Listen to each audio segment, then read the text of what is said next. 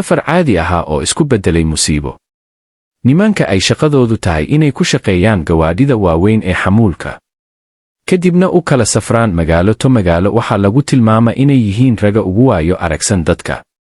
Nimankan waxaa ku dhici kara wax kastoo halis ah. Nin Ciraaqi ahaa yaraantiisii hooyadii waa iskaga tagtay duruufta awgeed, aabbihiina ayaa soo koriyey ahaana darawal gawaadhida waaweyn, asagaana i baray gaadhida waaweyn aan caawin jirayna. Kadib aabbahay ayaan caawin jiray. Aabbahay waxa uu u shaqayn jiray shirkad safarka u gasha magaalo to magaalo. Markaa ninka shirkadda aabbahay u shaqeeya lacag yar ayuu siin jiray oo aan u qalmin. Anna waxaan go'aansaday inaan aabbahay gaadhiga ka nasiyo, gaadhigana ku shaqeeyo. Kadib Baqdaad ayaan u safray oo doonayay inaan u doono shirkad. Kadib waxaan helay warshad alaabaha qaada magaalo to magaalo, lacag wanaagsana siisa darawalka. Kadib gaadhigaygii iyo anigaba waa lay dhaqaalaysiiyey oo safarka ayaan geli jiray magaalada Baqdaad iyo tuulooyinka waaweynba. Haddaba anoo safarkaygii ku jira ayaan habeenada ka mida la kulmay anoo waddada dhexdeeda maraya bahal madow oo waddada dhex taagan gaadhiga. Waxaan ku wadaa xawaare sare, la soco qaybta igta sheekada.